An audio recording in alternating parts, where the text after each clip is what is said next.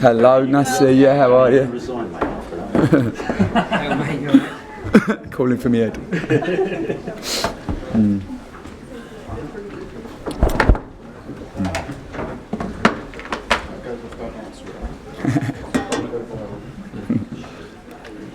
But it's still all spark, so then after that. Yes, yeah. No, I think we have to take a lot from our first half performance, particularly first 45 minutes. I thought that we restricted Arsenal to limited chances in that first 45 minutes. Had a good one of our own, fantastically well worked by Nathan Arnold. Great save by Peter Cech. Probably the timing of the goal when you get to injury time in first half. In a game like this, you want to get in at half time if you can. Unfortunately, we weren't able to. And second half, you saw what world-class players can do when they're confident. At that moment, Arnold's chance, and it's 0-0. Does the party think this one's going in here? And Cech pulled off that save. Were you thinking that's our moment? Well, I think coming into the game that you're going to have limited moments. So I think when they do come around, you want to try to take them. I thought Nathan did brilliantly for it. I thought he worked it fantastically. He could have snatched at it, but he showed the calmness just to step inside. The goal opened up, and I thought it was a good strike that goes in the National League. But no, great save. You look at Peter Cech, and my God, his distribution. I mean, we press high, and we tried to press high from restarts. That was the plan, to try to press high from restarts. We knew we couldn't press them the whole game because they're just so good in possession. But we did well to press them like we did early on from our restarts. But even when you do that, he just clips that one out to the left fullback, and it gets them out. And it was second half. It felt like he brought 15 players on second half, and also that big clock definitely stopped at some stage in the second half, because that was one hell of a long 45 minutes for us. But did you fear for your side at some points in the second half? When the two from about the first minute, yeah. You do, don't you? Listen, there's a reason why they earn more than probably double, maybe treble more than we do in a year, in a week. So they their week salaries will be more than our annual salaries, and there's a reason for that. They're world-class players, and people criticise Arsene Wenger and have criticised him this week. But anyone who really knows football, you see the way those Arsenal players move, and their method, and their understanding of each other's space, and tactically how intelligent they are. That comes from good coaching. There's no doubt about that. And you haven't got to watch a coach to know that they're very good at what they do. You can see that in the identity of a team, and you can see that in the team's game plan and the way their players execute it. And it was I'm not going to say great to watch, because it was tough to watch, but it was a football education for sure. How much did your team talk change at half time going after that goal from Walcott? Not really, not too much. We just spoke about the fact that we knew it was going to get tougher. We understood that, particularly after conceding, because we knew that would give them the confidence to be able to then go and move that ball that little bit quicker, take that little bit more of a risk, which maybe they couldn't do at 0-0. With the backdrop of what had happened to them earlier in the week, but no, we wanted to try to stay positive, and it was very hard. It's really hard when you're playing against world-class players that run quicker than you, that jump higher than you, that are technically more efficient than you. It's really hard to stay positive and stay aggressive in your style. And it was just at half time, we just felt that our two centre forwards who were working so hard and are so team orientated, we're getting deeper and deeper, and we were finding it hard as a consequence when we did turn possession over to get out. And if you can't get out, then you're allowing wave after wave of attack. It's a bit like a boxer being on the ropes, isn't it? You got your jukes up, but sooner or later you're going to get hit. And that was what it was. And we had managed to get a tactical timeout that we called them in the second half, and I felt that helped us at that stage, and we just tweaked what we were doing slightly because we needed to, because we were getting hurt, and just allowed our widies to then get back in and become a 6 almost when they had the ball, because they were up from half time onwards. You can't defend Arsenal against the whole pitch. So when you're pressing them, you've got to try to make the pitch small. Once they beat your press, then you've got to try to get in a really tight mid-block with no gaps. We had to give up the sides because Arsenal want to play through you. So we knew we had to give up the sides at half-time. Credit to us and Wenger, they overloaded us in wide areas. We then had to become our widies had to come in, and we had to become a 6 and a 4, which we did. We were 3-0 down by then though. So, but this is it, isn't it? And this is, for me, like I've just said to the players, we have to be inspired, of course, by playing at this wonderful football stadium against world-class players, but more than that, we've got to make sure that we take loads of learning from this. We've got to learn from this journey, not just today, throughout the journey, and if we can really, really learn and take something from what take something from playing against world-class players, then we'll be better footballers and we'll be better people as a result. You've had a lot of attention over the last few weeks of this cup run. That's now over. Is that a relief, or will you miss it? It'd be nice to see my kids, because I haven't spent too much time with them.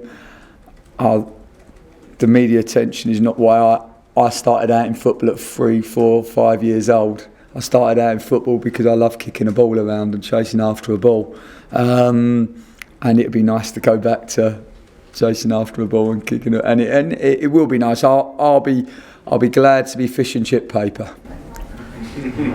Danny, I've just been on the concourse with your fans, and they're all smiling, they're still singing, they're still delighted about what you've done. What's been the atmosphere down here with you and your team, Danny?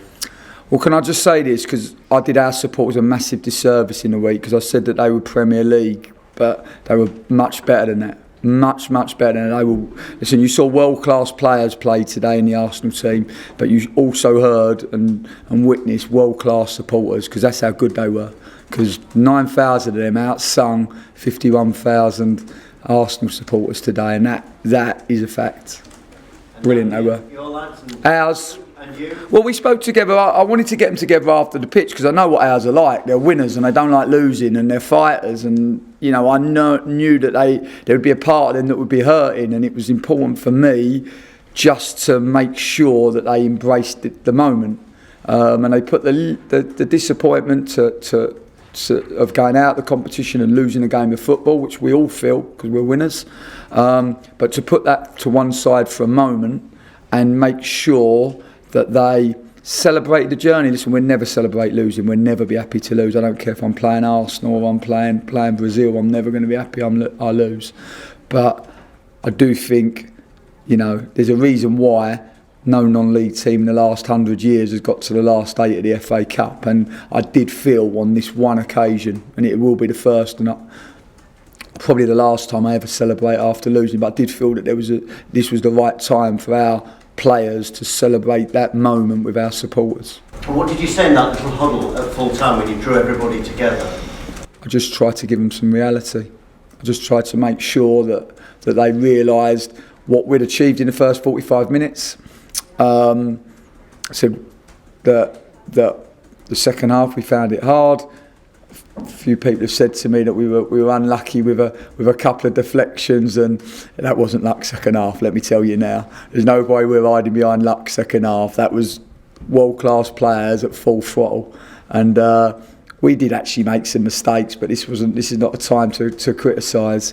It was just a time for us just to reflect on what we've done, because the games have been coming so thick and fast that we haven't allowed ourselves a time to reflect, and I just felt just on the final whistle, it was a good time to get us back together. Dan, what have you learned most during this cup run? What have I learnt most? I actually think that this cup run has massively accelerated our progress as a group. Everyone tells me it's a distraction. Everyone tells me it's going to hamper our league form. But let me tell you, it has given us a massive it's really fast-tracked our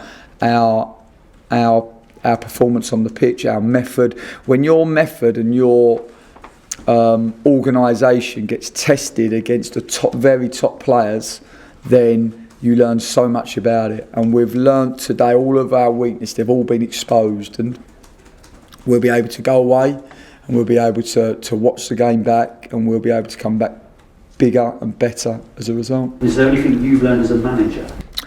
Oh, I think you learn loads when you're managing against Arsene Wenger and the likes of Sean Dyche. If you can't learn in that environment, then you must be stupid. So no, for us, there's so much that we've learned. You know, I've learned to try to manage my time. I've learned to try to manage the media. I've learned to try to keep the focus on what's important. I've learned to be really resilient, and I've learned to be really durable, because it's people think you're living a dream, but unless you've lived it, you don't quite know what it is, and it's been 24/7. That is for sure. So no, I've learned that. I've learned to set my teams up against the very, very top players, and yeah, there needs to be more reflection, definitely, but I promise you, I'll be better for this. That's the fact. There were some memorable moments today. I mean, Matt Reed's back heel in the first half. Yeah, that was good, yeah. The Arsenal fans staying behind to applaud. Yeah, they were brilliant, weren't they? Yeah, no, we really appreciate that. You can't tell you how much that meant to all of us. All the boys were talking about the Arsenal supporters and the way they stayed behind. We all know that these grounds are not easy to get away from. So it's, you can understand people maybe people wanting to leave early, but the fact that they stayed right to the final whistle, I thought was great. Danny, what did Arsene say to you after the game? Anything nice comments? He just said, "Well done in the journey." Yeah, he's invited us in for a Coke, so we'll game Tuesday. So we'll go in there and we're going to try to learn some more. Was it quite emotional when you were going over to those fans at the end of the game? The £9 fans behind the goal? Yeah. Well, it's always frustrating as a manager, because the final whistle goes, and in a game like this, you just want to share a moment with the supporters, but obviously you get dragged to do the television, which you totally understand. But yeah, just to share that moment, when you come from 62 people at Sawbridge, Concord Rangers Sawbridgeworth, it felt pretty special, definitely. Danny, you got 2 months of the season left. So Yeah. Changing away from today, now the cut runs over. You brought 3 players in on loan this week. Yep. One, Lee Angle, who scored a hat-trick. Yeah. Cut tied today. Registration closes in a couple of weeks. Any other designs? No, we're done. Other loan players? No, we're done. We managed to bring 2 players in overnight. I have to thank Doncaster and Aston Villa. Aston Villa gave us Ricardo Calder for free, which is really helped us. We've obviously got so many games, so now we have cover in every position. That was our 47th game of the season today. So you just consider that for a moment. 47 games, and there's been some big ones amongst them. We now have 2 FA Trophy games, Tuesday, Saturday, and then 12 of the most important games of our lives. Danny, obviously FA Cup quarterfinals may not come around many times in your life, but do you sense there's plenty more big days ahead for Lincoln, the trajectory you're on and where you're going? We hope so. We understand what football is. It's eaten up and spat out much bigger, better and more knowledgeable football people than me. So we'll keep working hard. We'll be inspired by today and this journey.